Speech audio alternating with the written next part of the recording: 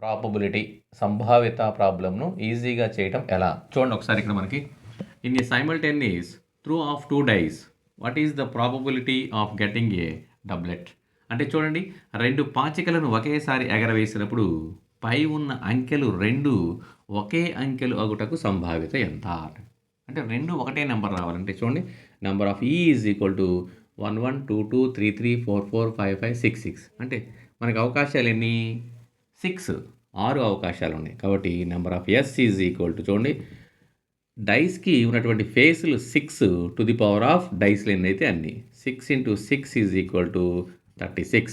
Okay, ఇప్పుడు probability is equal to number of E divided by number of S. చూడండి, number of E అంటేనేమో 6 divided by 36, that is equal 1/6. So probability is equal to 1/6.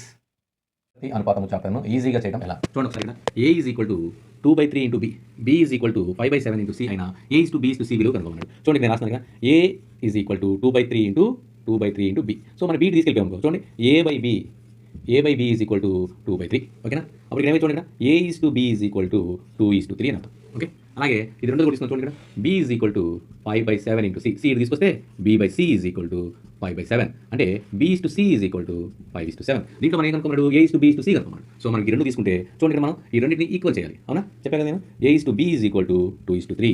ఇక్కడ B is to C is equal to 5:7. ఇలా వచ్చినప్పుడు మనం ఏం చేయాలి? ఈ B ఉంది కదా, ఈ రెండింటిని ఈక్వల్ చేయాలి, సమానం చేయాలంటే చూడండి, దీన్ని ఏమో 5తో మల్టిప్లై చేయాలి. 5 2 10:15.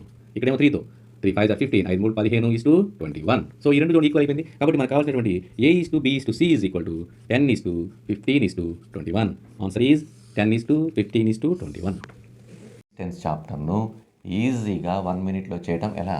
చూడండి ఒకసారి ఇక్కడ ఒక కారు 12 మీటర్ పర్ సెకండ్ వేగముతో ప్రయాణిస్తూ 25 సెకండ్లలో ఎంత దూరము ప్రయాణించను?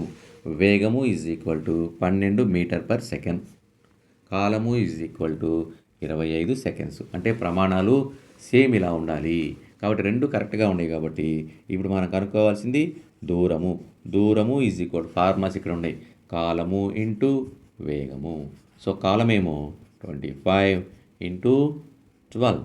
సో ఈ రెండు కూడా మనం మల్టిప్లై చేస్తే 300 మీటర్స్. దూరము metres, 300 metres. Answer is 300 metres.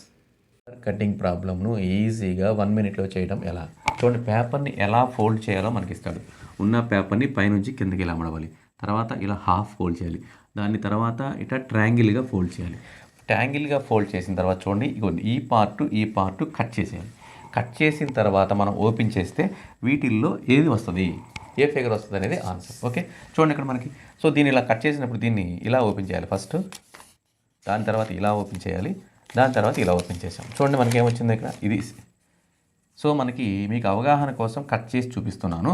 So కాబట్టి ఇక్కడ ఆన్సర్ ఇక్కడ చూడండి, ఇక్కడ ఇట్లా ఉంది కదా డైమండ్. కాబట్టి ఆప్షన్ ఏ కాదు, ఆప్షన్ బి చూడండి కరెక్ట్గా ఉంది. మనకు వచ్చినటువంటి ఫిగర్ కట్ చేసిన తర్వాత వచ్చిన ఫిగర్ ఇది. ఆప్షన్ సి కాదు, ఎందుకని ఇక్కడ రావాలి, ఇక్కడ లేదు కాబట్టి. ఆప్షన్ డి కూడా కాదు.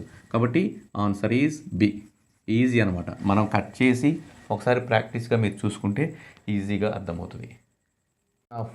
బాక్స్ చాప్టర్ను 1 మినిట్లో ఈజీగా చేయడం ఎలా? చూడండి, ఇక్కడ మనకి ఈ కన్స్ట్రక్షన్ చేస్తే ఏమవుతుందంటే డైస్ ఫామ్లో వచ్చేస్తుంది.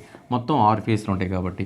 అయితే ఇక్కడ 1కి ఆపోజిట్ 5, దీనికి 1కి ఆపోజిట్ 5, 3కి ఆపోజిట్ 6 ఉంటుంది, 4కి ఆపోజిట్ 2. ఇదనమాట, ఆపోజిట్లో ఉంటాయి.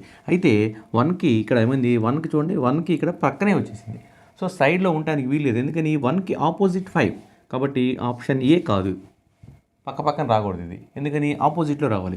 ఇక్కడ చూడండి, ఇక్కడ 3 6 3 ఆపోజిట్లో ఉండాలి. కాబట్టి ఏమైంది, ఇక్కడ పక్కన వచ్చింది. కాబట్టి ఆన్సర్ ఇది కూడా కాదు. ఇక్కడ చూడండి, ఇక్కడ 3 6, మళ్ళీ ఇక్కడ 3 6 పక్కనే వచ్చింది. కాబట్టి ఆప్షన్ డి కూడా కాదు.